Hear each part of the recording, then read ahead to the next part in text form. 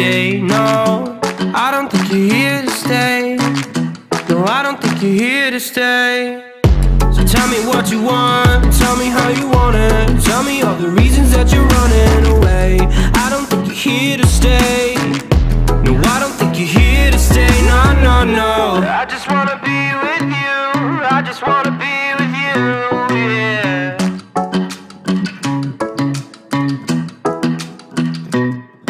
Terima kasih atas waktu yang diberikan teman-teman untuk sharing tentang topik yang dibahas pada pertemuan ini. Dan saya pribadi menyambut baik karena apa? Walaupun rasanya mungkin sedikit terlambat begitu ya, tetapi sudah mulai ada kesadaran untuk bagaimana berkorelasi dengan media. Jadi ini adalah satu hal yang menarik dan saya juga sering tentu saja berbicara topik ini di berbagai instansi mulai militer, sipil, perbankan, bisnis dan lain-lain. Karena memang kata orang sekarang ini kalau tidak punya akses ke media, quote and quote tidak menguasai media, itu akan bisa rugi, ya, rugi dan bisa juga dalam arti tidak bisa mempunyai satu kesempatan untuk berkembang lebih maju lagi. Sampai ke politik, ya, kalau sekarang rame-rame ngomong pilpres, ya kan, rame-rame ngomong pilpres 2019, itu analisanya adalah analisa media. Ini capres yang ini sudah menguasai berapa persen media, dan capres yang satunya berapa? Saya nggak mau sebutkan di sini, nanti dikira kampanye atau bias politik. Tapi analisis pemetaan media bagi seorang capres itu juga sangat penting, dan itu tidak hanya di Indonesia, tapi di berbagai belahan dunia. Jadi kalau teman-teman di Kementerian Hukum, HAM, dan juga khususnya di Dirjen Pemasyarakatan ya, ini ingin mulai bisa mempunyai satu kinerja yang baik dan terukur, serta mempunyai satu kondisi yang memang seperti diidamkan, memang tidak bisa lepas dari media. Maka kalau tidak, ya akan dirugikan. Terus terang lembaga pemasyarakatan ini saya awam juga, itu kan citranya lebih banyak negatif daripada positif. Bener nggak kira-kira? Padahal saya yakin banyak positifnya. Jadi ibarat rusak nilas titik, rusak susu sebelanga gitu kan. Tempat bandar narkoba lah, tempat ngatur proyek lah, ya, tempat inilah ya, ada sekarang yang ramai di media adalah ini fasilitas-fasilitas khusus di lembaga pemasyarakatan dan lain sebagainya. Negatif. Dan saya sebagai wartawan tahu itu memang benar. Tapi apakah hal yang negatif katakanlah 10-20% bisa menutupi yang 80% yang sebenarnya fungsi-fungsi secara keseluruhan juga berjalan baik? Nah ini kan tidak fair juga. Salah siapa? Ya sebagian salah media, salah masyarakat dalam mempersepsikan. Tapi kalau mau introspeksi ya salah teman-teman di sini juga yang mungkin hanya mengalah saja menghadapi satu perkembangan di masa sekarang di mana memang media ini menjadi satu penentu dalam mempengaruhi opini masyarakat. Nah inilah yang saya kira kita sharing hari ini supaya saya katakan agak terlambat tapi belum terlambat. Ya nanti bisa segera berbenah diri mengelola ada istilah apa nih, agen informasi dan publikasi pemasyarakatan dan lain-lain. Saya akan berikan beberapa kiat untuk agar humas, agar bagian publikasi pemasyarakatan informasi nanti bisa berrelasi media dengan baik. Jadi kiat-kiat ini tidak terlalu teoritis, tapi berdasarkan pengalaman praktek. Ya. Yang pertama, tentu secara kelembagaan harus ada dulu. Ini mau dibentuk apa sebelumnya sudah ada, saya nggak tahu. Kalau belum ada, oke, dibentuk. Dan itu tidak terlambat, harus segera dikejar ketertinggalan itu. Kelemahan dari sebuah instansi, lembaga, Bapak-Ibu sekalian, apakah itu militer, sipil, swasta, ya, itu menempatkan humas itu tidak pada tempat yang semestinya. Mohon maaf, dulu saya kan juga ceramah di Polda, di Polri gitu ya. Namanya kepala bagian humas Polda misalnya atau Polri itu strukturnya ada di bawah gitu ya. Mesti ada wakil kepala ini dulu, kepala bagian itu baru diumpetin gitu ya, namanya humas itu. Itu nggak bisa lagi Pak. Seorang humas, walaupun saya tidak paham struktur, itu harus dalam kondisi yang kemanapun ketua pergi itu ada dia. Nggak tahu caranya gimana. Karena dialah yang paling harus pertama tahu semua perkembangan yang terjadi di instansi. Jadi itu penempatan yang keliru kadang-kadang. Kita ketemu humas itu, saya wartawan, Pak, saya dibantu dong ketemu pimpinan Anda. Waduh, kayaknya birokrasinya panjang, nggak boleh. Humas itu, oke saya kontak hari ini, butuh jam berapa. Nah, ada online langsung ke ketuanya, kepalanya. Itu cara menempatkan humas yang selama ini keliru. Di swasta juga begitu. Kalau di perusahaan sebesar Astra, itu hubungan masyarakat, public relations itu sudah setingkat direktur. Ya, rapat direksi dia ikut. Nah, itu karena kesadaran yang sudah tinggi. Nah di Polda, di militer sekarang setelah kita banyak sharing itu dia angkat itu, dia tempatkan. Di Pemprov seorang gubernur kemanapun pergi dia bawa itu humasnya. Dan sekarang salah satu instansi yang sangat aware terhadap masalah kehumasan itu adalah KPK. Ya. Ferdi Diansah itu, wah itu 24 jam Bapak Ibu sekalian harus tahu masalah di lembaganya itu, 24 jam. Nah wartawan itu kadang nanya kan nggak lihat jam, setengah 10 malam, setengah 11 malam, habis subuh, ya tanya Ferdi Diansah itu. Tapi itulah tuntutan dari dinamika saat ini, di mana memang media itu cepat sekali, ya. Kalau dulu, zaman dulu, mohon maaf, media konvensional, saya dari media cetak, Pak. Yang terjadi pagi ini orang mau baca baru besok terbit. Ya, ada sih koran sore dulu, mungkin nanti sore, tapi sekarang koran sore udah mati semua. Baru besok terbit. Sekarang nggak bisa. Ya, fenomena media online itu acara belum selesai sudah ada di beritanya, sudah muncul, acara belum selesai itu. Ya, jadi itulah maka posisi seorang humas atau apapun namanya di instansi ini itu melekat, penting. Ya, saya selalu sering memberi contoh itu Ferdi Diansah itu humasnya KPK itu juru bicara kalau kita pakai istilah itu, tapi sebenarnya itu untuk konsumsi, lebih banyak untuk konsumsi media. Saya juga sering memberi contoh lembaga yang sebelumnya ini tertutup. Saya pernah diundang di Bank Indonesia bicara masalah ini kira-kira 5 atau 10 tahun yang lalu, dan dia sekarang sudah terbuka. Humasnya itu ada salah satu direktur yang ditugasi untuk itu.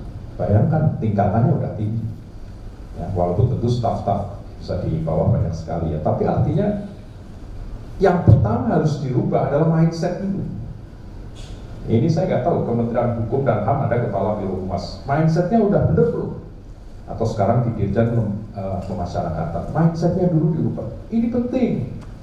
Ya, ini nggak, maaf, itu kepala seksi atau apa yang kira-kira kalau wartawan mau ketemu aja itu, wah susah itu. Oh, ruangannya di belakang itu dekat musola, gitu-gitu kan. Artinya itu bukan soal ruangan, ini adalah soal mindset, Bapak Ibu sekalian, bahwa kita harus benarkan dulu mindset yang pertama.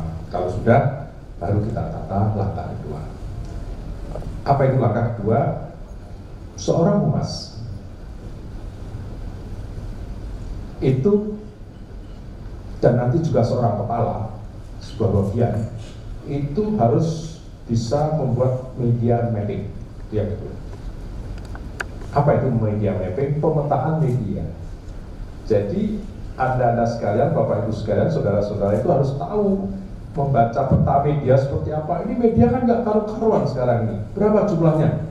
Tanya Dewan Pers, Ketua Dewan Pers Stanley itu di Kebun Sirih. Saya tanya, berapa Pak media? Aduh, banyak Tuhan yang tahu. Ya, karena kalau menurut pendataan Dewan Pers sementara ini 43 ribuan. Gimana cara membuat pemetaan 43 ribu itu? Nggak susah juga, karena ada namanya media mainstream. Media mainstream itu media yang utama, di arus utama, baik cetak, elektronik, online. Buat nanti ada, saya bisa bantu juga. Yang nggak mainstream ya nomor sekian lah. Ya. Kadang-kadang humas yang nggak tahu media mapping malah dia deket sama wartawan-wartawan, mohon maaf, yang ecek-ecek itu kan, mohon maaf ya.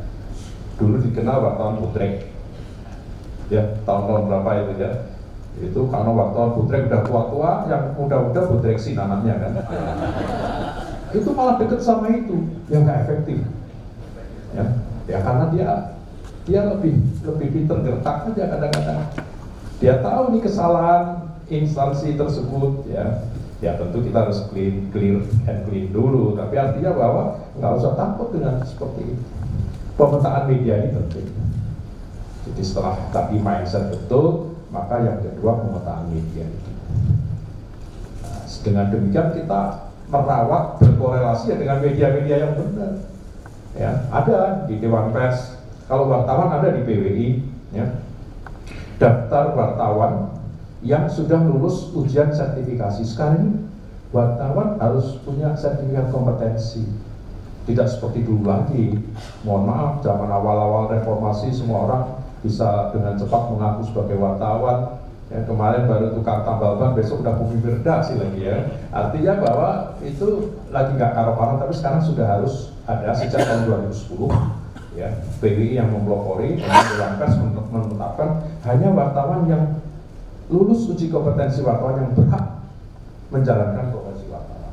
Anda bisa tanya, sudah lulus belum UKW istilahnya? Belum Pak, udahlah, kamu ujian dulu baru kemari, yang kira-kira begitu. Itu sikap tegas dari masyarakat, sikap tegas dari instansi itu penting untuk membantu semua proses yang saya akan ceritakan. Jadi sudah 3 poin. 1, mindset. 2, pemetaan media. Dan yang ketiga, sikap tegas untuk menghadapi wartawan-wartawan yang nggak. Ya saya sering dikeluhkan, Bapak itu enak aja ngomong gitu, kita yang di lapangan susah Pak. Mereka itu kalau apa-apa nungguin aja nongkrong di kantor gitu, nggak pergi-pergi gitu kan, ada yang tanya gitu. Bapak kan punya satpam, saya bilang gitu. Ya diusirlah dengan halus. Kita sudah waktunya harus begini. Ya, saya sendiri sebagai salah satu ketua PWI senang kalau masyarakat bisa bersikap tegas. Karena kita juga tidak ingin profesi wartawan ini jelek terus, tercemar. Ya, wartawan yang baik banyak kok, yang pinter banyak kok. Anda malah senang sama wartawan-wartawan yang seperti itu. Maka uji kompetensi wartawan itu menjadi sesuatu yang penting.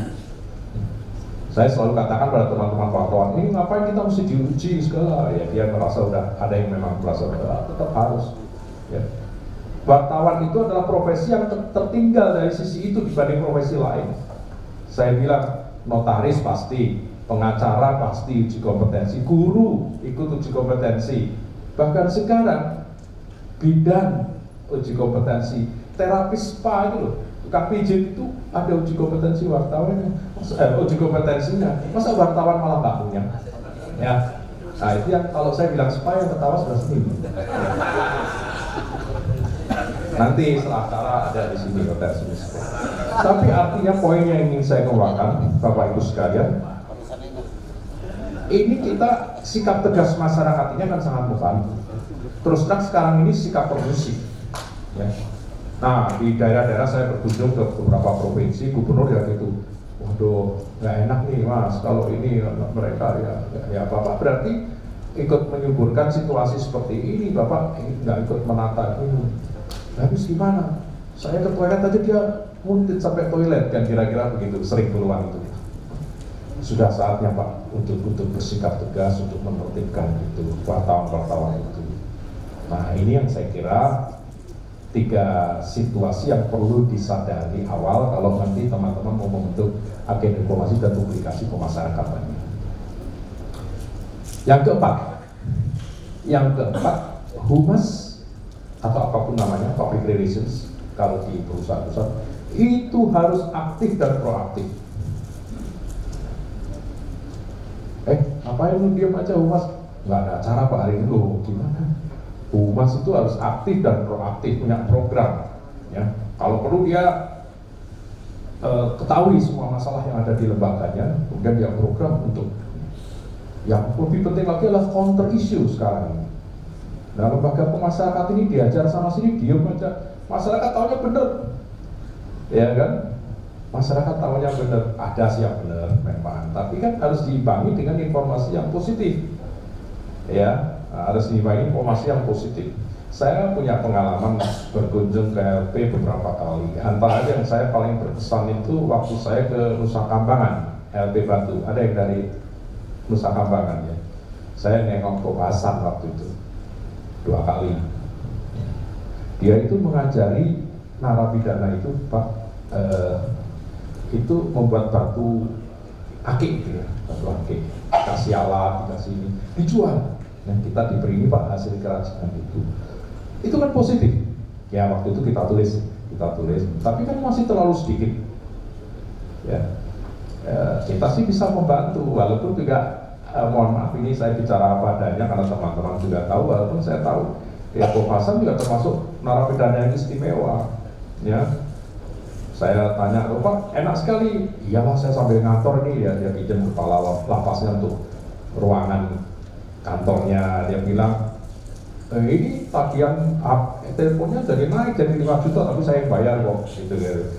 Terus saya dijamu makan siang di LP ya adalah gitu-gitu, tapi intinya kan kita juga nggak tulis loh, bahkan itu juga membantu, jangan hal-hal yang tidak semuanya layak diungkap juga, bukan karena saya KKN dengan si Kopasan, enggak juga, tapi artinya kita kalau Anda dekat dengan kita, itu kita bisa atur lah dalam pengertian mana yang untuk konsumsi positif di masyarakat dan tidak. Kritik pun harus disampaikan tapi dalam proporsi yang benar. Wah saya dijamu makan Pak, lauknya enak-enak itu kan di Cilacap itu kan seafoodnya enak. Pak ini pemasarannya lengkap sekali Pak. Oh iya kebetulan kemarin saya ulang tahun. Ini fotonya nih datang, wah artis-artis nih datang ke LP ulang tahunnya Kopasan. Itu tahanan-tahanan yang istimewa itu selalu ada. Tommy Soeharto juga di sana. Yang ingin saya katakan adalah yang di luar itu kan banyak yang sudah dikerjakan betul tadi ya, misalnya mendidik Nabi. Kemudian saya acungi jempol di LP mana itu ada konser musik. Kalau tidak salah waktu itu Aren ditahan kan ya, nah dia bikin konser gitu kan. Gitu-gitu itu kan positif. Artinya apa? Bahwa ini memang orang lagi dimasyarakatkan untuk sebelum kembali kan, jadi harus dibina dengan baik. Nah, hal-hal seperti ini, saudara-saudara, Bapak Ibu sekalian, lebih banyak kreativitas dari para narapidana itu sendiri dan juga keinginan dorong dari pihak media. Kita belum merasakan mungkin inisiatif itu datang dari dalam di pemasyarakatan itu sendiri. Ya, bahkan saya mendengar, saya bukan wartawan yang sudah lama nggak di lapangan karena sudah menginvestasi, tapi saya mendengar memang kadang-kadang ada kesan tertutup. Nah ini juga satu kesalahan. Bayangkan seorang wapres seperti Yusuf Kala itu, dia punya humas juru bicara yang memang nggak boleh kamu nggak jawab pertanyaan wartawan jam berapapun, kamu boleh. Pak JK itu termasuk wartawan yang dihubungi jam 10 malam juga oke. Ya. Nah ini yang teman-teman ini ada yang masih tertutup, kadang-kadang wah ini wartawan jangan minta uang lagi apa ini pers lagi gitu, karena tadi nggak bisa punya media mapping yang jelas. Kalau Anda punya media mapping yang jelas, itu Anda berani, maaf ya jawabnya yang halus dong, yang sopan, yang tidak melecehkan gitu kan bisa, dia nggak bisa marah, maaf. Nah ini kan satu hal yang memang kadang-kadang belum dimiliki. Ya, jadi tugas humas tadi tidak hanya diam atau hanya menunggu kalau ada acara merasa perlu bertugas, tetapi memprogram juga bagaimana ini membuat image positif, citra positif pada lembaga kita. Perang opini itu ada di media, ya. Perang opini itu ada di media. Kalau Anda tidak memanfaatkan ya rugi. Saya katakan tadi kalah dengan opini yang negatif tadi. Ini tim pemenangan capres, waduh itu yang paling panjang itu tim medianya Bapak Ibu sekalian. Ya. Dan sekarang ini kan persaingan capres ini sudah, menurut saya sudah agak offset ya. Udah sudah tidak kurang elegan kadang-kadang. Nah itu juga harus hati-hati menghadapi pengelolaan media. Jadi pejabat-pejabat semua sudah nonton. Memang ada kecenderungan sekarang ini untuk juru bicara atau humas dalam arti yang memberi keterangan langsung itu biar langsung saya ketuanya, jangan yang lain, itu nggak apa-apa. Asal ketuanya juga ibaratnya 24 jam, ibaratnya ya tentu wartawan nelpon malam-malam kalau untuk hal yang nggak penting Anda juga humas kan itu bisa besok. Tapi kalau untuk konfirmasi satu hal yang penting biarpun jam 10 malam, ya itu juga bisa. Ya, saya dulu memimpin redaksi sampai sekarang di Direktur Pemerintahan untuk harian Seorang Merdeka itu kan terbit di Jawa Tengah. Ya pastilah kalau cuma nelpon waktu itu gubernurnya Pak Mardianto, lalu Bibit Waluyo, sekarang Ganjar, itu jam berapapun oke. Untuk kepentingan beliau sendiri, dan dia semalah senang. Nah ini tolong dibedakan antara pekerjaan yang memang sudah rutin tapi ada yang emergency. Nah kalau emergency ini humasnya nggak bisa, misalnya nih saya sebagai kepala atau dirjen gitu, saya tanya humas, tolong dong kontak harian ini kita mau, aduh saya nggak kenal Pak sama ya, itu kan malu. Humas itu harus punya list dari media, tadi berdasarkan pemetaan, pamfletnya, ya, lalu wartawan yang sering meliput, ada semua nomor-nomornya. Kalau sampai Anda gagal membuat atau menentukan atau punya relasi yang baik, ya itu gagal sebagai humas. Nah saya ditanya, Pak, aduh Pak, humas kita anggarannya terbatas. Ya, sering gitu keluar, loh Pak, ini kita tidak bicara anggaran itu teknis, bisa disusun, bisa dirubah, bisa ditambah. Tapi yang sering salah persepsi pada masyarakat itu, pada instansi, Bapak Ibu sekalian, seolah kalau berhubungan dengan wartawan itu isinya cuma uang gitu ya.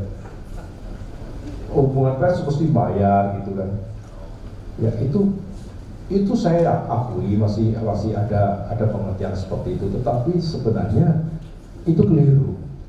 Pendekatan terhadap teman-teman wartawan pers itu bisa dilakukan dengan berbagai cara. Dan itu tidak selalu melulu pada kalau persepsinya harus ngeluarin uang, itu juga sudah keliru. Saya ditanya, Pak, gimana cara mendekati wartawan? Ya kita harus mempunyai satu hubungan kemitraan dalam arti secara kelembagaan.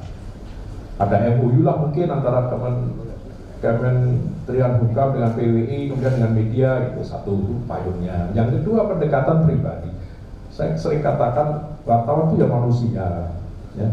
Nah kalau Anda nelponnya cuma lagi butuh, ya beda lah dengan nelpon ketika tahu lah waktu sakit ditengok lah, ya misalnya begitu, atau apa ya ketika ada kegiatan diajak lah.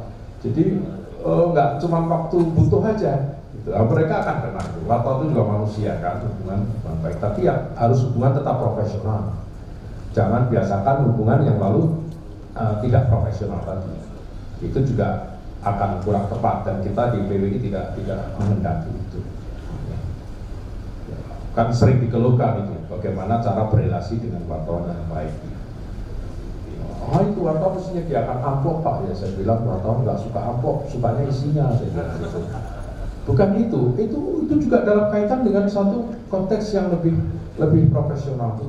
Semua bisa diatur dalam pengertian itu, kita nggak usah memasarkan masalah. Nah, sudah 4 poin. Yang kelima, yang saya ingin katakan bahwa ukuran keberhasilan dari seorang humas, katakanlah public relation, ukuran keberhasilannya adalah apa? Ya citra dari lembaga yang anda menugaskan Anda. Jadi ukurannya di citra. Kalau citranya positif, bagus. Citranya negatif, gagal. Tidak dikenal masyarakat, gagal. Dikenal masyarakat, untuk dikenal masyarakat juga nggak gampang, karena sekarang kan tadi perang informasi. Berdasarkan penelitian Ibu sekalian, satu orang itu menerima informasi dalam satu hari itu puluhan ribu informasi secara nggak sadar. Nah itu bagaimana bisa eye catching, bisa menghentak, bisa ini harus memanfaatkan momentum. Ya, kalau lagi disorot tajam, ini juga nggak usah terlalu banyak bantah. malah susah. Itu saya kasihan ibu dirjen atau ibu apa itu yang di TV, wah berusaha ya secukupnya aja lah. Memang lagi ketahuan gitu kan kira-kira begitu. Itu ya nggak usah dulu, nanti pada saat agak tenang mulai dimasukkan lagi citra positif.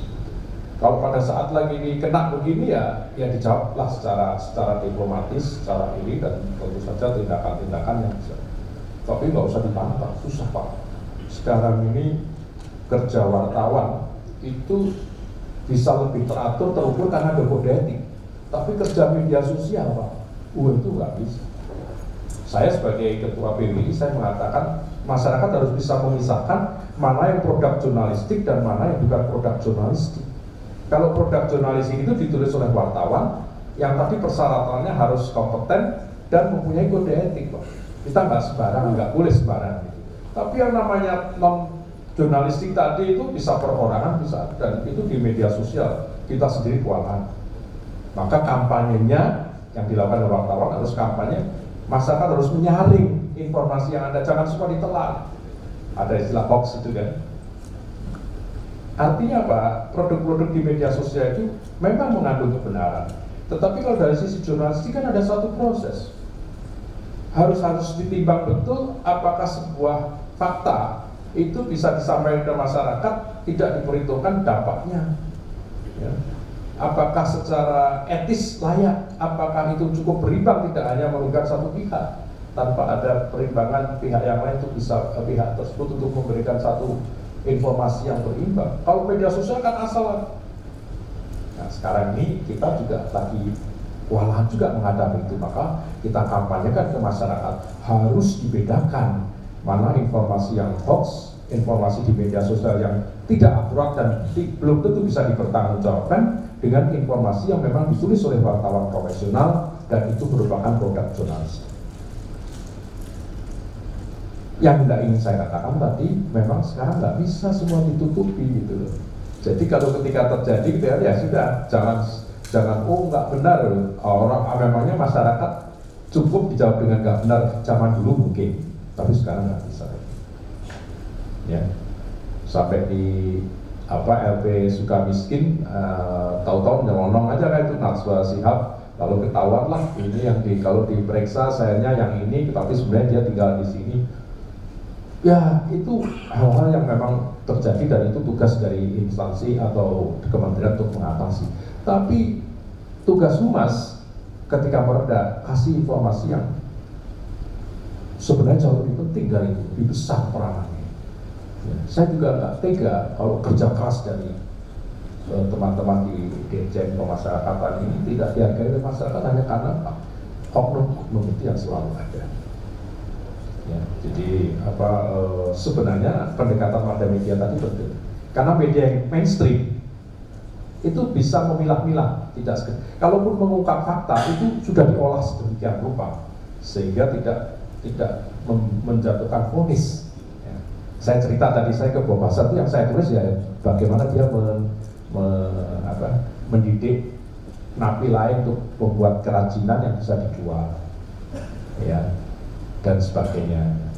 Apakah lalu yang Bobasan yang kira-kira kalau pas di situ bisa check up ke Jakarta naik helikopter langsung gitu, itu dunia seperti itu tuh sebenarnya investigatif reporting, nggak bisa kalau tidak dengan investigatif reporting, dan itu mahal bagi wartawan, nggak bisa sembarangan juga. Hanya media-media besar yang investigatif. Itu pun kita masih pertimbangkan ini layak apa enggak untuk ditulis. Untuk ke masyarakat. Jadi ada satu bukan hanya etik ya, tapi pertanggungjawaban. Wartawan profesional itu punya pertanggungjawaban dan punya rasa kebangsaan yang besar. Pers di Amerika, Bapak Ibu sekalian, kalau Trump mengkritik presidennya itu keras, tapi ketika menyangkut kepentingan Amerika dia bela habis-habisan. Itu bedanya yang mainstream tadi. Maka lebih baik Bapak Ibu sekalian media mapping dilakukan dan Anda menjalin relasi dengan media-media yang benar. Ya, itu yang saya kira poin yang ingin saya ungkapkan di sini. Dan yang terakhir nanti sebelum tanya jawab, saya kira lebih banyak tanya jawab. Perkembangan media sosial saat ini haruslah disikapi dengan hati-hati dan tidak panik. Ya. Saya pribadi menganggap memang yang terjadi di negara kita ini sudah cukup parah. Ya. Karena atas nama demokrasi, atas nama kebebasan kita ini sering takut untuk membatasi. Sementara kondisi masyarakat, mohon maaf, dengan pendapatan per kapita 5.000, 6.000 belum siap. Kita nggak usah saling menyalahkan. Tapi saya punya keyakinan bahwa situasi ini juga akan bisa kembali lagi mencapai titik keseimbangan di mana masyarakat tidak lalu euforia terus-menerus.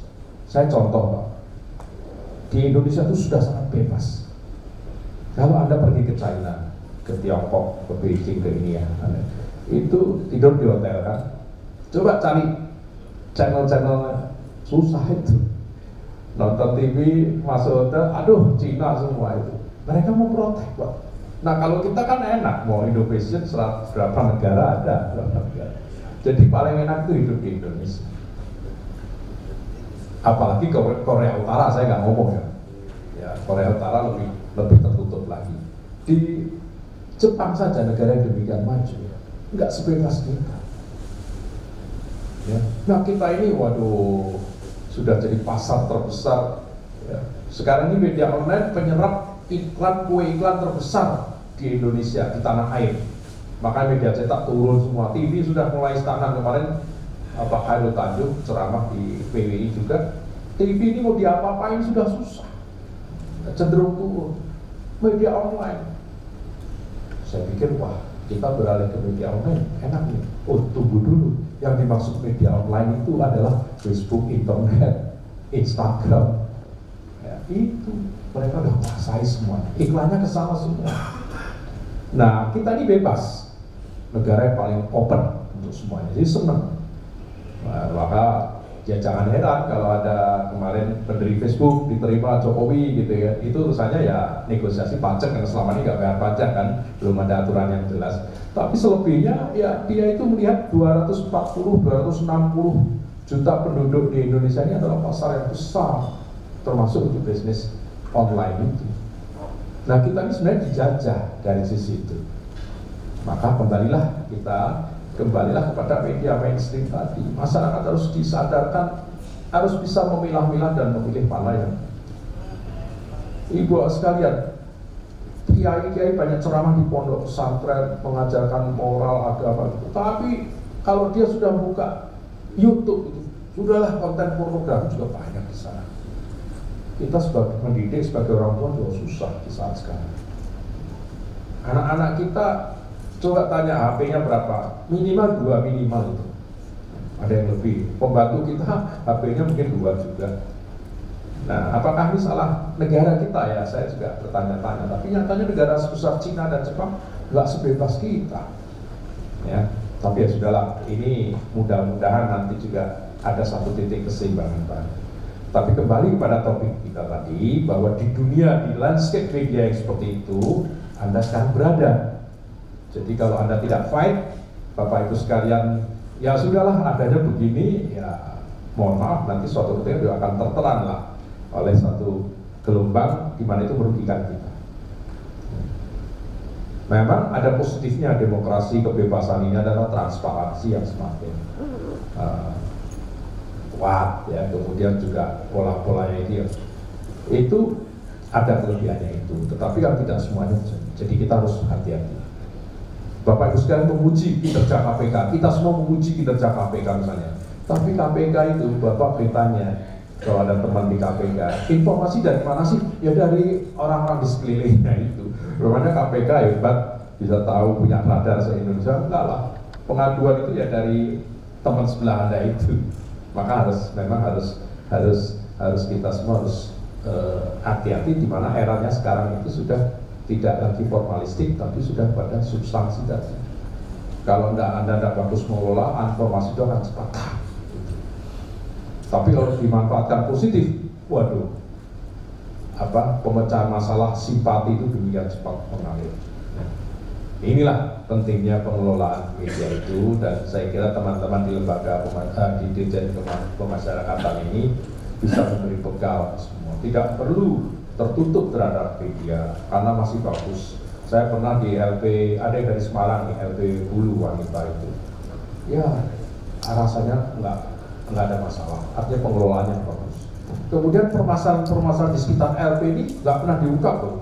Padahal itu harus dipikirkan betul apa ketidakseimbangan antara ini dengan kapasitas.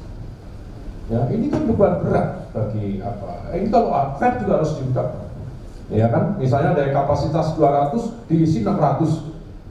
Wah itu kan gimana kita mau mengharapkan perlakuan yang senonoh ya dalam tanda petik terhadap narapidana kalau seperti itu. Nah, itu kan jarang diungkap itu. Lalu program pemerintah apa untuk membangun? Ya, sampai akhirnya wah ini kalau penegakan korupsi benar-benar LP-nya juga nggak cukup. Ya kan? Nah, lebih baik dipilih-pilih. Nah itu tebang pilih itu juga nggak benar juga. Ya, maka harus ini. Nah, KPK ini kan dulu batasannya 1M misalnya ya untuk korupsi. Tapi sekarang ini yang orang menerima 24 juta kena karena apa? Yang di anggota DPRD Malang itu. Karena kalau di total nilainya juga miliar gitu. Padahal yang terima per orang cuma 24 juta. LP-nya gimana? Cukup nggak itu nampung segitu? Ya. Padahal praktek seperti itu bisa jadi, ya, saya tidak bisa membuktikan dan saya tidak menuduh. Bisa jadi menjadi pola dari semua anggota legislatif di seluruh Indonesia, ribuan. Ya artinya apa? Bahwa kita tidak membantah, jangan pernah membantah fakta, ya, malu malah. Tetapi mengajak masyarakat untuk berpikir dan memikirkan masalah-masalah mengenai pengembangan lembaga pemasyarakatan di Indonesia. Apa problemnya? Selama ini nggak ada. Ya saya aja kebetulan wartawan bisa tahu, tapi masyarakat umum nggak tahu. Jelek aja pokoknya, negatif aja pokoknya. Kalau mau negatif, mau ada yang negatif ya semua instansi juga negatifnya banyak, ya kan. Nah, tapi kan tadi saya katakan karena positifnya juga diketahui oleh masyarakat, maka bisa lebih fair masyarakat menilai. Itulah yang dapat saya kemukakan. Saya kira waktu lebih baik bisa untuk tanya jawab, berdialog, ya. Apa-apa yang selama ini sudah Bapak Ibu sekalian alami dan kira-kira apa yang masih belum jelas saya bersedia untuk bisa kita dialogkan. Tapi dari gambaran itu tadi intinya kesimpulannya adalah satu, bahwa cepat-cepatlah untuk membenahi masalah kerumasan. Karena di dunia modern, dalam percaturan yang modern di negara manapun, sekarang ini fungsi itu menjadi satu posisi yang sangat menentukan. Tadi saya gambarkan seorang humas itu sudah, kalau di lembaga swasta perusahaan sudah setingkat direksi, ya, di lembaga itu sudah diangkat. Atau ya, kalau saya tanya beberapa gubernur sekarang humas, saya sendiri sekarang humasnya lemes. Oh bagus Pak. Jadi mereka ambil oper, ya tetap ada humasnya, tapi ada apa boleh saya langsung saya. Ya, daripada sudah nggak ada waktunya dulu, apa dihubungi susah, ya karena rugi. Itu satu. Dan kesimpulan yang kedua, tentu saja Bapak Ibu sekalian segera melakukan media mapping untuk merumuskan strategi itu. Ya, jadi supaya jelas. Dan saya tahu anggaran memang selalu terbatas, maka harus diarahkan pada efektivitas. Caranya supaya efektif gimana? Ya bergaul dengan wartawan yang masuk dalam media mainstream tadi. Nggak usah diperdulikan lagi teman-teman wartawan yang cerita-cerita lama itu ya. Apa itu nggak usah apa bodrek atau bodrexing gitu ya. Itu sudah cerita lama. Dulu ada istilah bagus tuh, wartawan muntaber itu, ada muncul tanpa berita, gitu kan. Ada lagi istilah wartawan CNN Pak, apa itu? Cuma nengok-nengok Pak, nggak pernah nulis gitu. Tapi minta aja jatah gitu. Udah lupakan itu, nggak ada lagi. Ya, jadi kita harus semua serba profesional, tapi kita juga harus siap membuka diri dengan satu pola transparansi yang bagus. Karena seringkali pejabat-pejabat yang takut itu memang punya masalah, gitu kan, punya masalah ya. Sehingga takut dibidik lah kira-kira seperti itu.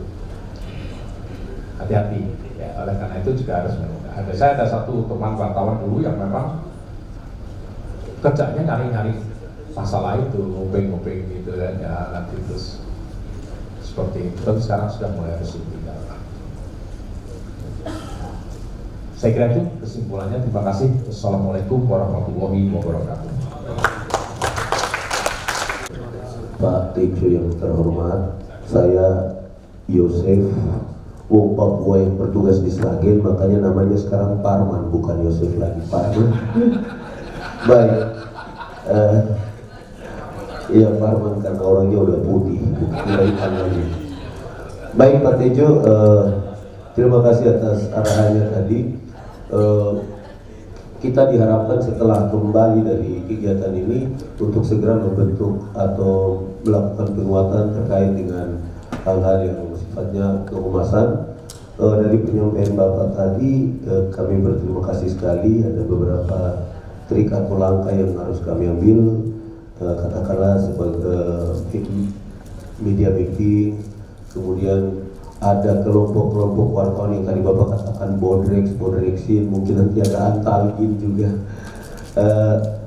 Pada kesempatan ini mewakili, ya mungkin saya mewakili teman-teman, apa yang Bapak sampaikan terkait dengan mapping media, kami harapkan kapasitas Bapak sebagai pengurus PWI Pusat mungkin bisa memberikan gambaran kepada kami di daerah atau di satker terkait dengan keberadaan media yang dapat kami rangkul dalam rangka media mapping yang tadi Bapak sarankan, sehingga kembali ketika kami saat ini dituntut oleh Ditjenpas untuk segera melakukan membangun hubungan kemitraan dengan media, kami tidak salah memilih Bapak. Kalau salah memilih ya saya pikir nanti kita akan hancur juga Pak. Tapi kami minta dukungan Bapak dalam kapasitas sebagai PWI orang dari PWI Pusat untuk bisa membantu kami terkait dengan hal tersebut. Mungkin itu dari kami. Lebih kurangnya kami ucapkan mohon maaf dan terima kasih. Saya Pak, saya sudah membentuk humas saya di Lapas Siantar dan saya baru 2 minggu Pak bekerja. Dan yang pertama memang konsep saya bersahabat dengan wartawan, dan saya sudah kemarin saya baru berkumpul sekitar 23 wartawan, dan saya sampaikan program-program saya di dalam lapas. Dan ketika pemberitaan tetap koordinasi dengan saya dan begitu juga dengan humas saya. Persoalannya Pak, sekarang ini yang sering kami rasakan dan yang membuat kami nantinya tentu waspada, teman-teman ini selalu mencari celah kelemahan kami, dan kami tidak menutup mata bahwa lapas ini sekarang memang kami rasakan bahwa yang selalu mereka angkat adalah kejelekan-kejelekan yang terjadi di lapas, dan jarang mereka teman-teman wartawan ini mengangkat satu keberhasilan yang nilai positif di dalam lapas. Saya baru-baru ini Pak, saya buat kegiatan pembinaan mental rohani bagi petugas, bukan bagi warga binaan. Jadi setiap hari Jumat saya buat 2 jam itu tidak ada kerja petugas, tapi yang 2 jam itu khusus pembinaan mental rohani. Jadi tinggalkan kerja, ayo kita yang Nasrani ke gereja, yang Islam ke masjid. Saya panggil wartawan. Ya alhamdulillah terekspos. Nah itu Pak mungkin yang perlu saya sampaikan dalam kesempatan ini. Jadi paling tidak ada satu dari statement dari Bapak terhadap wartawan, di mana kita sekarang sedang giat-giatnya untuk merangkul teman-teman wartawan, tapi ada satu penekanan terhadap teman-teman supaya tidak jelek-jeleknya saja yang diungkapkan Pak. Terima kasih Pak. Assalamualaikum warahmatullahi wabarakatuh. Yang terhormat Bapak narasumber, terima kasih tadi sudah banyak memberikan kami pencerahan dan informasi mengenai bagaimana trik atau strategi menghadapi dan juga untuk menjalin hubungan dengan kawan-kawan media. Dan memang kenyataannya mungkin selain dari PWI sendiri, cenderung mereka lebih agresif dan lebih melakukan penetrasi ke instansi-instansi baik vertikal pun SKPD setempat itu lebih keras daripada kawan-kawan yang dari PWI. Dan memang dibutuhkan energi serta atensi yang lebih dari kami untuk bisa menggandeng. Ya minimal mungkin contoh, kita bisa dekat dengan media atau membuat mereka itu bisa seiring sejalan dengan kita kalau kita saling berpartisipasi, bukan hanya support dalam sesama sharing berita, ya mungkin iklan dan lain sebagainya untuk bisa partisipasi kepada mereka. Kadang-kadang ada kawan-kawan media yang di luar dari PWI, mungkin dari berita online setempat yang sekarang sangat banyak dan marak, yang sampai kita pun mau mencari linknya itu di mana saja bingung, saking banyaknya link media online sekarang. Dan itu yang namanya berita online kan susah hilang, Pak. Beda yang media cetak, datang mungkin 1 bulan, 1 minggu, 1 bulan, 1 tahun, mungkin medianya sudah tidak terbaca lagi. Tapi kalau media online ini selalu muncul, Pak, kalau kita buka linknya, masih ada terus. Dan tidak sedikit yang konten beritanya itu kadang-kadang kurang pas, meskipun memberitakan tentang citra positif, kadang terlalu lebay positifnya, sehingga membuat kita juga wah, jadi pertanyaan publik, benar nggak sampai segitu? Karena saking baiknya hubungan itu kenapa? Biar bagus, biar citra rutan semakin baik. Ya betul, tapi kadang-kadang kok sepertinya tidak ada standar atau kode etik dalam pemberitaan. Apalagi yang berita yang mungkin yang sifatnya bad news is good news, tentunya menjadi bacakan lagi untuk kawan-kawan media sesama berita online. Yang kami tanyakan di sini, apakah ada mungkin semacam kalau di kepolisian itu kan patroli cybercrime atau monitoring atau kontrol dari PWI sendiri, yang menurut kami PWI ini yang lebih formal untuk bisa mengontrol dan juga bisa memonitor kawan-kawan media yang di luar PWI tadi. Mungkin itu yang kami sampaikan, mudah-mudahan bisa menjadi pencerahan dan informasi buat kami yang ada di sini. Sekali lagi terima kasih. Wassalamualaikum warahmatullahi wabarakatuh. Sama sekali tidak punya koneksi atau korelasi atau hubungan baik dengan pers. Ternyata dari teman-teman tadi sudah banyak juga yang melakukan itu. Barangkali lebih pada satu charging mencharge saja lah. Kalau yang belum, ya saya kira ini lebih baik. Tapi bagi yang sudah, mungkin ada juga beberapa koreksi atas mungkin kekurangan dan kelemahan selama ini. Media mapping, Bapak Ibu sekalian, yang pertama tadi dari Pak Bambang itu sebenarnya mudah dilakukan. Yang pertama bahwa di Dewan Pers itu kan juga ada websitenya, Anda bisa buka itu. Jadi di sana juga ada gambaran-gambaran tentang media-media, data-data media di Indonesia yang sudah tercantum di Dewan Pers itu, insya Allah sudah yang termasuk mainstream media yang saya katakan. Tadi Pak Paman dari daerah mana itu? Sragen. Oh ya, Sragen. Kalau Sragen Jawa Tengah ya, itu tempat saya dulu ya. Ada Suara Merdeka, ada Solo Pos, ya, ada Kedaulatan Rakyat, itu yang mainstream itu ya. Ada Radar Solo masih ada? Ya itu. Kalau televisi saya kira sudah terlihat ya, yang ada di saluran itu semua. Kalau televisi tidak ada yang tidak mainstream, karena investasinya kan mahal sekali. Ya. Nah online ini yang tadi ditanyakan juga untuk yang ketiga itu memang lagi berat ini, ya. Penataannya lagi berat. Tapi salah satu cara untuk melihat online itu, Bapak bisa lihat ada mengakses itu ranking yang dibuat oleh Alexa, yaitu itu peringkat media-media online di Indonesia itu ada 20 besar itu. Nah di luar itu saya kira masih susah, walaupun 20 yang paling utama di Indonesia itu.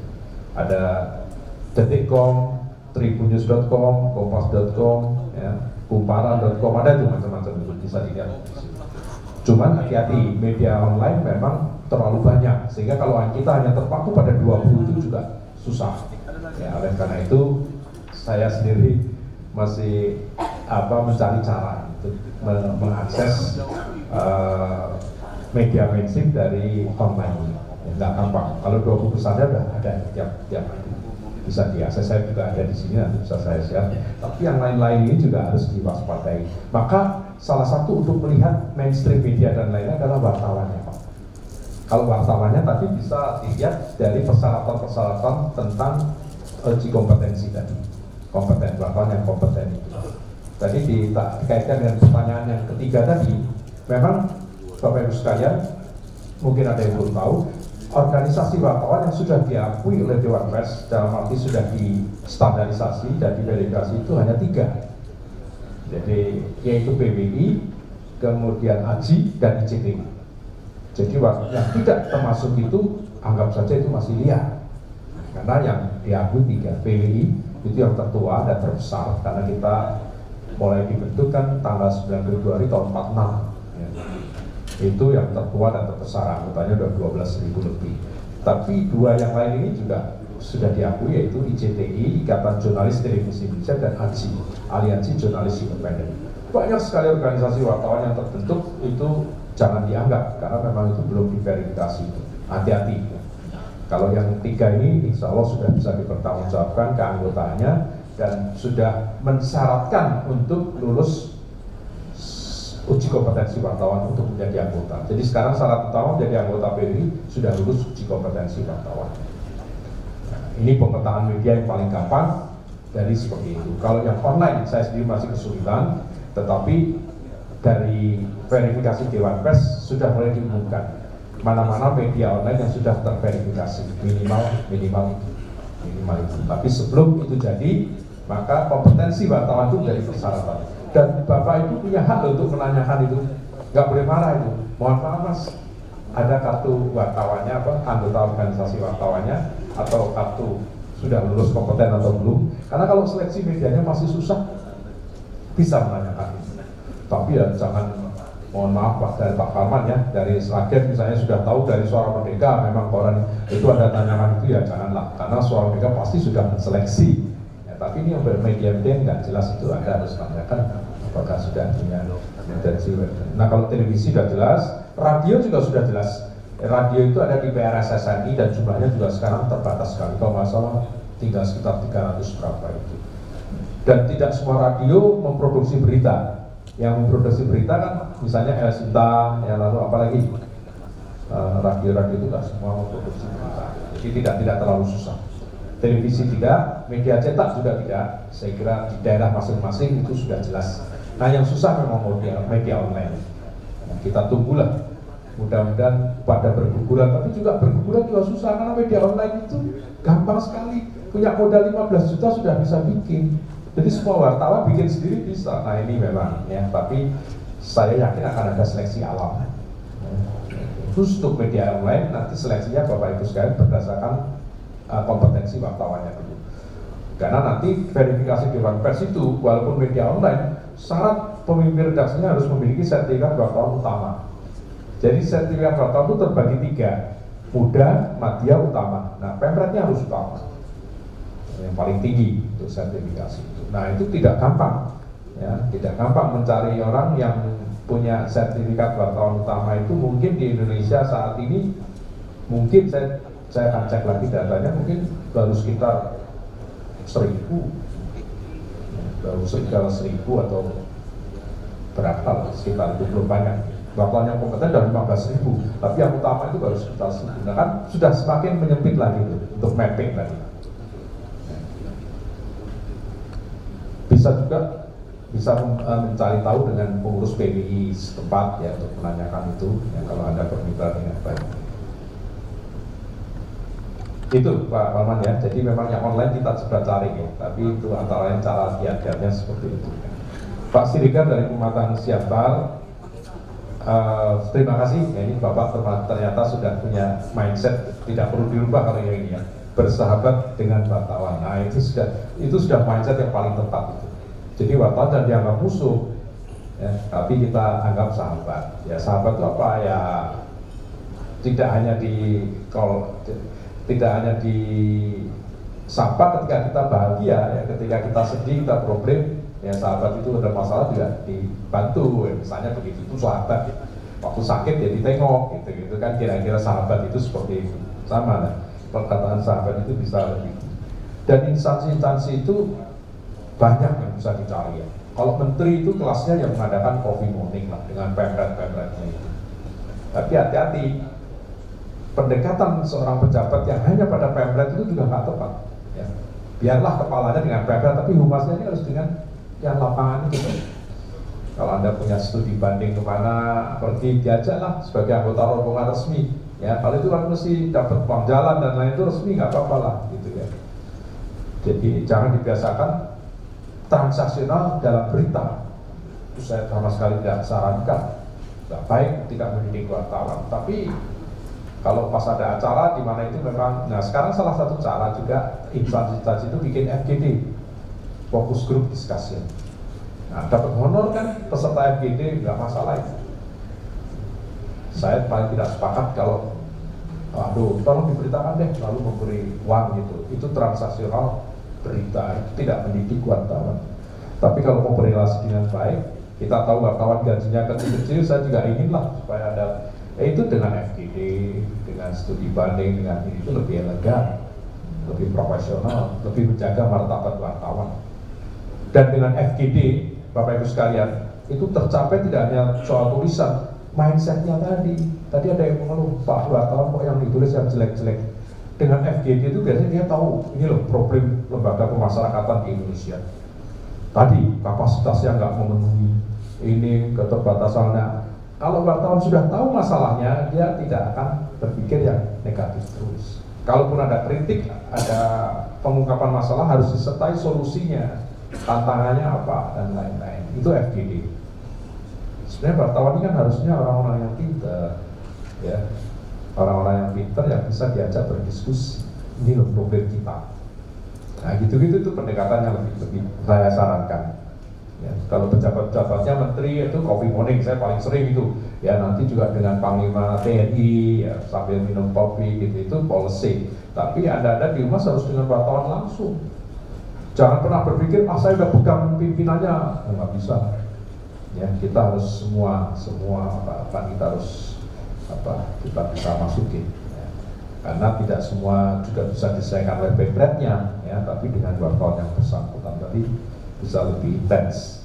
Itu yang saya pernah jadi wartawan, jadi sekarang sudah pimret pun, jadi saya tahu bahwa ada itu tipe-tipe pejabat yang wah saya penting sama pimretnya, oh bisa dikerjain juga tuh kalau yang model begitu kan, kira-kira begitu. Jadi nggak boleh, semua lini harus di ini. Dan tadi rumusnya wartawan juga manusia kok, bisa diajak ngomong ya, bisa diajak untuk menyamakan persepsi ya. Jadi itu yang saya kira, sehingga dia tidak hanya terpandang tadi bad news is good news, nyorotin yang salah-salah terus, masalah-masalah terus ya. Ya kalau sudah sahabat pasti nggak seperti itu. Berarti Anda belum bersahabat gitu. Ya. Kata-kata bersahabat itu sebenarnya lebih kepada suka dan duka. Ketika suka oke lah kita ajak, ketika duka pun ya Anda harus membantu saya. Akan kira-kira begitu itu sahabat. Ya. Jadi saya tertarik dengan perkataan Pak Siregar tadi, bersahabat dengan wartawan. Itu sudah satu kata kunci yang bisa dijadikan contoh untuk teman-teman lain yang mungkin. Dari pendekatan-pendekatan dengan model diskusi itu bagus, supaya tidak sekedar mencari kesalahan. Bikin lomba penulisan itu salah satu pencitraan yang positif. Ya.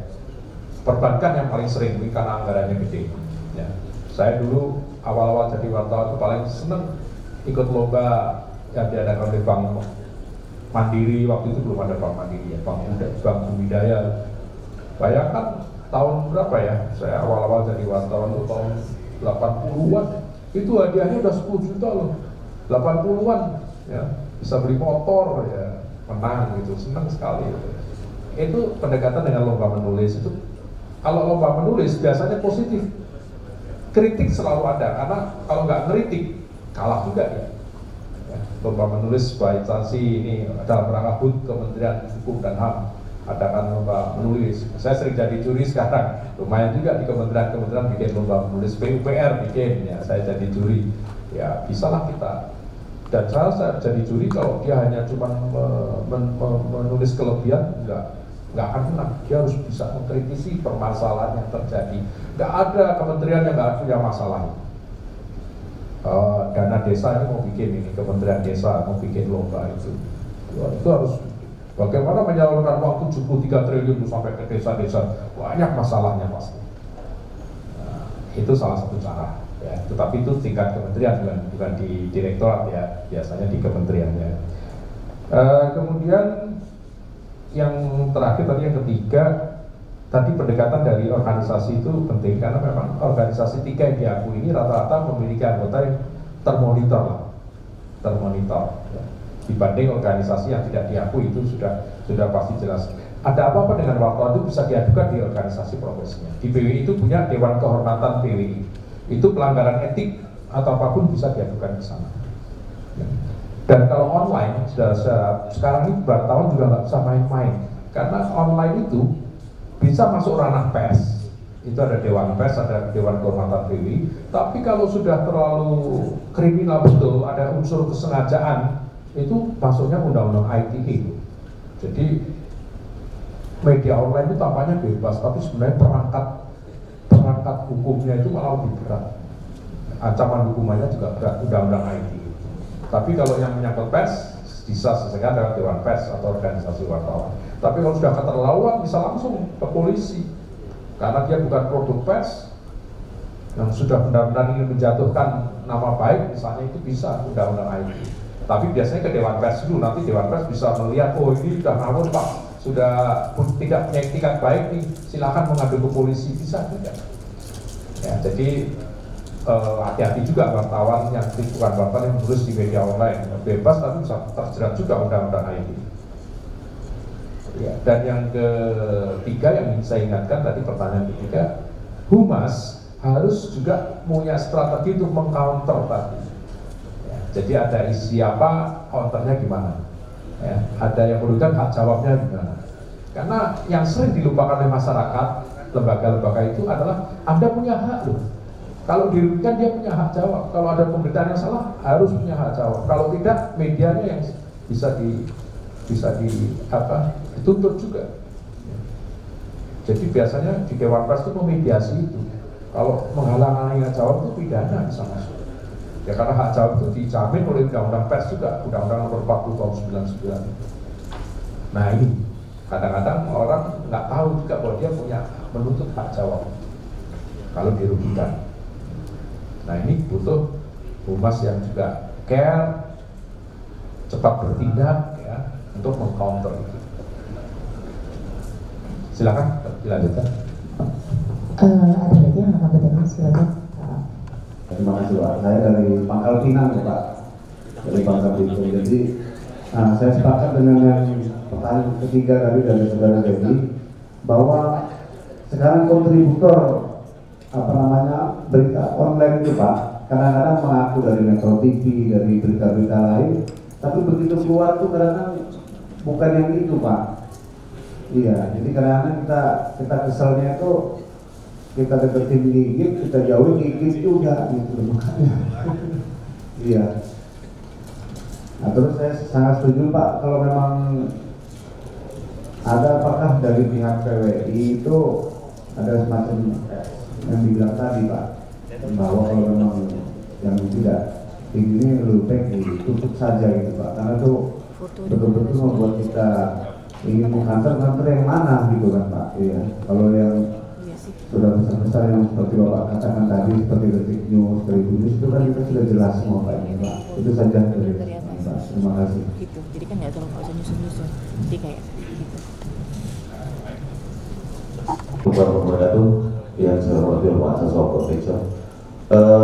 Saya hanya sedikit komentari apa yang Bapak sampaikan tadi, hal-hal yang sangat luar biasa Pak. Ada 4 poin aja yang bisa saya berikan. Yang perlu kami sampaikan ini untuk kita semua, untuk belajar bersama pengelolaan terhadap media dan mapping tadi yang Bapak sampaikan sangat perlu. Yang kami sampaikan bahwa sinergitas kita bersama media itu sangat bagus kalau bisa kita laksanakan di lapangan. Saya hanya ngasih contoh konkret aja Pak. Beberapa hal yang Bapak sampaikan tadi ada beberapa juga sudah kami laksanakan. Media bukan musuh kami, tapi partner kerja kami. Itu yang harus disampaikan. Media sebagai profesi untuk koreksi organisasi kami silakan dikoreksi, tidak apa-apa. Kalau terpaksa harus ditulis silakan ditulis, tapi dengan bahasa yang cantik. Intinya setiap ketemu wartawan 2 hal itu harus disampaikan. Dan perlu ditambahin lagi Pak, kalau nulis jangan masuk di ADF, jangan masuk di ADF, masukkan aja di berita sosial. Itu yang perlu ditambahin sebelum ada ketemu media. Karena kalau mau ADF Pak, berat Pak, kita di lapangan tidak ada dana untuk iklan.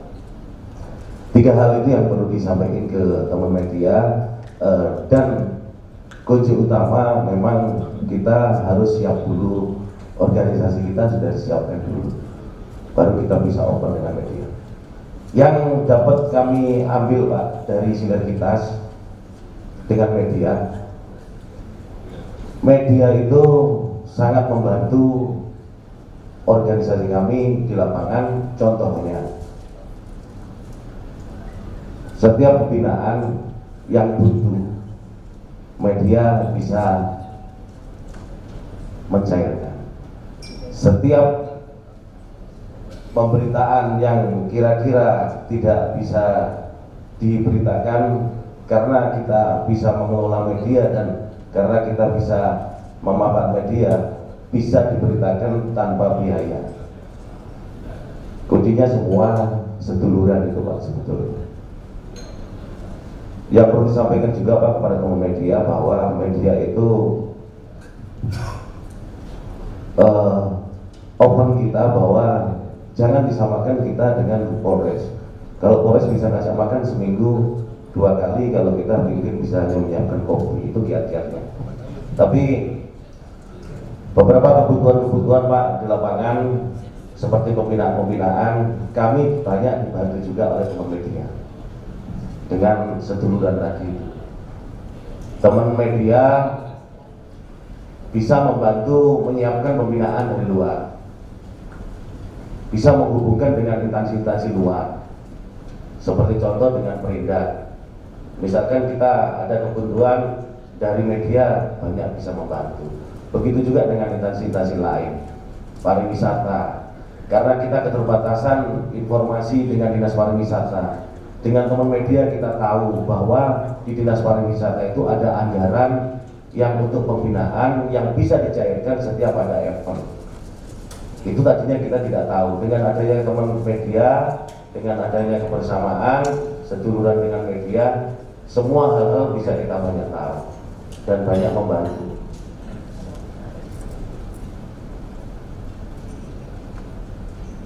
Jadi yang Bapak sampaikan tadi Pak, ada 4 hal terkait dengan pengelolaan media, pemanfaatan media, terus Humas harus aktif dan proaktif, Humas harus bisa membuat mapping.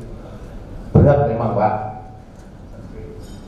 Asosiasi media di daerah itu cukup banyak, apalagi di pusat.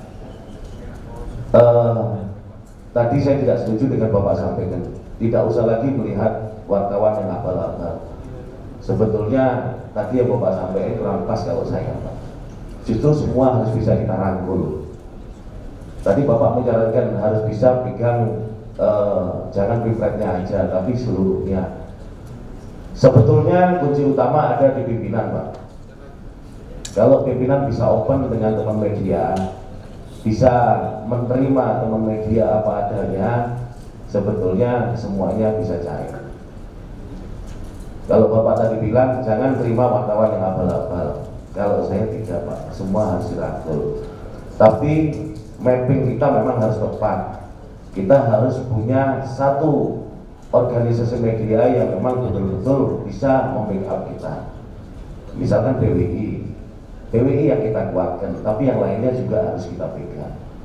Tapi kalau yang lain tidak pegang, yang lainnya bisa menghajar kita. Banyak sudah contoh di lapangan. Polres Banyuwangi bisa memegang PWI, tapi yang organisasi lain yang hajar, tidak ada yang bisa membentuk, walaupun itu orang PWI. Itu contoh kecil loh, Pak. Sehingga harus Kapolresnya turun tangan sendiri. Itu contoh kecil.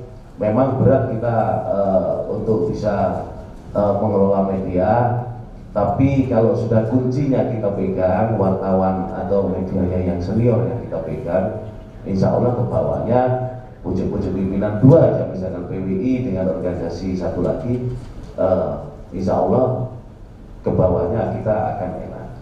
Tapi ya begitu Bapak, semua harus kita fasilitasi dan kita terima, tidak yang abal-abal kita tolak. Justru itu nanti yang jadi bumerang. Terus ketegasan terhadap wartawan. Kalau kita tegas, sebetulnya wartawan itu ngepel, Pak. Tapi wartawan yang tidak punya tidak profesional, yang abal-abal tadi. Tapi kalau wartawan yang memang profesional, kita tegas, kita bisa semakin dihajar.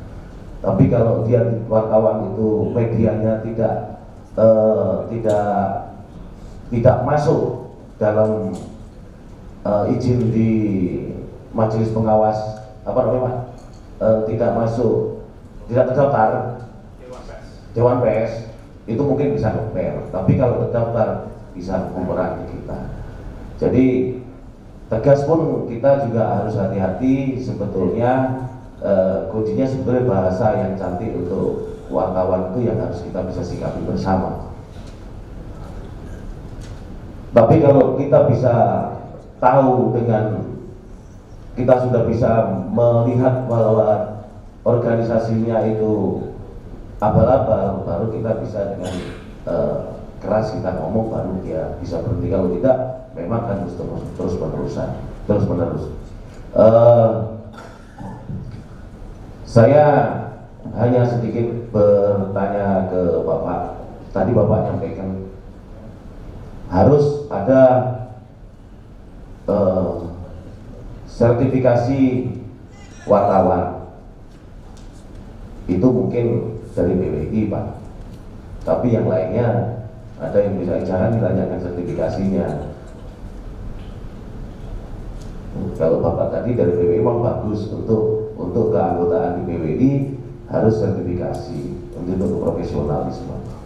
Tapi organisasi asosiasi yang lain yang belum sertifikasi, yang sekarang baru memupuk mungkin ke arah ngikutin ke Bapak, ke PWI, loh jangan tanya sertifikasi, yang penting kan kami legal, secara hukum kami terdaftar di media pers. Jadi kami juga berhak untuk menanyakan. Jadi berkaitan dengan sertifikasi tadi Pak, itu apa sudah menjadi ketentuan umum, apa hanya untuk PWI aja? Itu yang perlu kami sampaikan, kami pertanyakan ke Bapak. Terus jika langkah-langkah, tolong Bapak kami dikasih penguatan. Jika ada pemberitaan yang terus-menerus, langkah-langkah dari kami yang harus kita laksanakan, seperti hak jawab, terus somasi atau laporan ke polisi. Mohon Pak, kami diberikan penguatan untuk kiat-kiat melakukan langkah tegas bila kita mau menghadapi wartawan yang seperti Bapak sampaikan tadi. Jangan sikap tegas tapi kita tidak punya dasar, itu malah bumerang ke kita. Mohon dua hal tadi Pak, terkait dengan sertifikasi dan langkah-langkah tegas untuk menghadapi wartawan. Apa yang perlu kita sampaikan, tolong kami dikuatkan. Terima kasih Pak. Assalamualaikum warahmatullahi wabarakatuh. Terima kasih. Ya, waktunya ya sudah nanti bisa ngobrol-ngobrol. Tapi dari dua pertanyaan ini saya kira penting. Memang ingin saya tegaskan juga bahwa untuk menghadapi wartawan tadi ya, bagaimana kiat-kiatnya dari Pangkal Pinang maupun pada pertanyaan kedua tadi. Jadi ada istilah jauh gigit, dekat juga gigit gitu ya.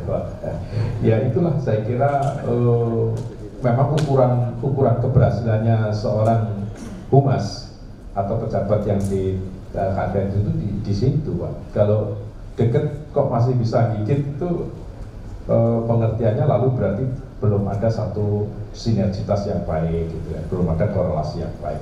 Maka tadi beberapa langkah yang saya usulkan yaitu sering diajak bicara ya, diadakan diskusi itu untuk melihat agar wartawannya pinter, wartawannya tahu permasalahan secara lengkap ya. Jadi dia tidak boleh hanya melihat pada satu sisi saja ya, tapi pada sisi lain yang lain dia. Nah, kalau soal penertiban yang wartawan online tadi, memang saya katakan memang Dewan Pers saja masih kewalahan kan, medianya sampai puluhan ribu gitu. Saya nggak tahu kapan akan ada satu mulai solid lagi, hanya beberapa yang profesional yang bisa hidup, kita belum tahu. Nah, sambil menunggu itu maka pendekatannya pada wartawannya dulu ya. Jadi pertanyaan kedua tadi Pak, Bapak masih merangkul wartawan abal-abal, Bapak punya istilah itu ya. Saya sih kalau kondisi di lapangan kan sebenarnya terserah pada Bapak itu sekalian. Tapi saya hanya katakan, nah itu tidak membantu perkembangan pers yang profesional. Itu aja. Kita itu tidak membantu tugas PWI untuk bisa menata dunia kewartawanan ini agar lebih profesional. Karena Bapak masih memberi tempat pada media abal-abal itu. Ya, kata-kata merangkul karena kondisi lapangan itu silakan saja Pak. Ini kan bukan soal hitam dan putih. Ya, tapi ke depan tahapannya bagaimana Bapak itu yang tahu. Tapi ke depan kalau kita masih mentolerir seperti itu ya akan masih seperti itu terus. Tapi apakah bisa drastis, saya tahu nggak bisa juga Pak. Nanti itu tergantung pada Bapak. Yang penting arahnya harus jelas ya. Karena ini memang kita ingin menuju satu profesionalisme di mana kita harus melihat itu sebagai satu bentuk penataan, dan itu kode etik itu menjadi salah satu pegangan ya. Jadi saya memberikan satu saran seperti itu. Langkah-langkahnya bagaimana? Yang pertama, kalau ada dirugikan ya langsung berhubungan dengan media itu Pak, bahwa Anda punya hak untuk memberikan hak jawab, Anda harus mengklarifikasi. Kalau medianya tidak mau, Bapak bisa mengadu ke Dewan Pers. Dewan Pers itu ada komite untuk pengaduan itu. Kantor saya di PBI kan 3 beda lantai dengan Dewan Pers, itu rata-rata dia mengidamkan tuh tiga masalah setiap hari ya. Jadi dimediasi. Nanti kalau tetap nekat Pak, Dewan Pers yang akan mengatakan langsung dipidanakan aja, bukan ke polisi. Itu kalau media online, undang-undang ITE itu efektif gitu. Tapi kalau masih bisa dimediasi, ya saya kira medianya juga akan takut Pak ya. Nah, ini yang saya kira langkah-langkah yang harus dilakukan. Tapi jangan apa-apa ke Dewan Pers, kasihan juga Dewan Pers. Bapak datang dulu media ya, ini kamu punya masalah nih, saya harus punya jawab. Jadi nggak sembarangan langkah-langkah.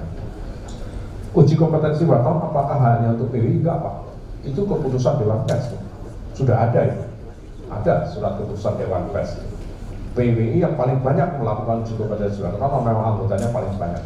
PWI saat ini sudah meluluskan 9.000 sekian, hampir 10.000.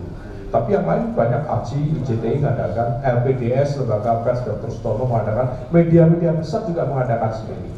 Karena ini bukan urusan PWI saja, tapi Dewan Pers sudah membuat peraturan bahwa memang hanya wartawan yang punya sertifikat kompetensi wartawan yang bisa melaksanakan tugas-tugas kewartawanan. Tapi masih ada waktu untuk transisi Pak memang.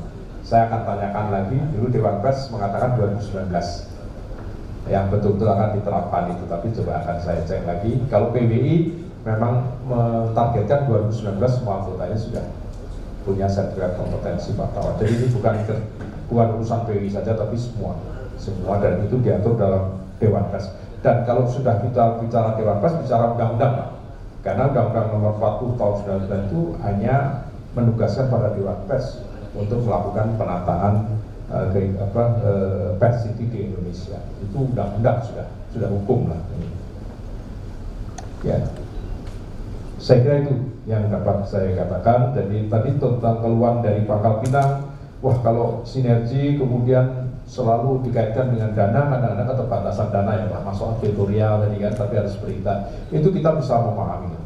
Ya, kita bisa memahami, pers harus memahami itu. Maka sinergitas itu akan sangat tergantung pada situasi dan kondisi. Ya, jangan, kita juga tidak boleh kan berita itu karena transaksi kita sangat melarang itu. Ya, karena kode etik itu sudah jelas melarang hal itu. Tapi bahwa Bapak punya anggaran dikaitkan dengan editorial dan lain itu membantu kehidupan pers, itu bagian dari sinergitas. Karena saya ingin katakan bahwa sebagian besar pers juga dalam kondisi yang memang belum sehat secara kelembagaan ekonomi. Jadi itu pendekatan-pendekatan lewat iklan dan lain itu tidak tabu. Ya, yang kita tabukan adalah jual beli itu beritanya itu atau pelanggaran kode etik. Jadi saya kira Bapak juga akan tahu Pak, ini jangan kita kalau Polres mungkin dalam tanda petik umumnya banyak itu, ya kita tidak akan pernah menuntut sesuatu yang di luar batas kemampuan dari lembaga itu kan. Jadi salah kalau semua harus diukur persahabatan dan hubungan istilah Bapak tadi bagusnya Pak. Hubungan baik itu tidak selalu harus diukur dengan uang, ya, kemitraan, sinergitas itu ya. Bahwa ada konsekuensi uang itu juga memang secara profesional bisa dipertanggungjawabkan, dan hubungan baik dengan membantu medianya dengan iklan kalau memang memungkinkan anggarannya, kenapa enggak?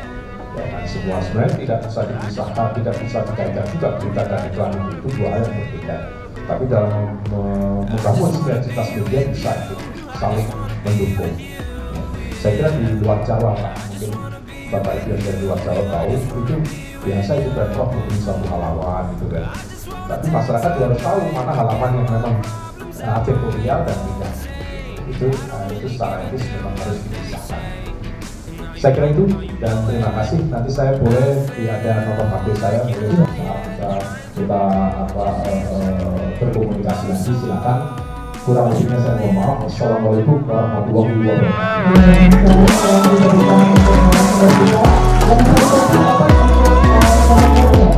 I'm so over trying to run, but you're in my way. I just wanna be with you, I just wanna be with you, yeah. I just wanna be with you, yeah, I just wanna be with you, I just wanna be with you, I just wanna be with you, yeah. I just wanna be with you, yeah, I just wanna be with you. I just wanna dance all night, forget my problems, I might go insane.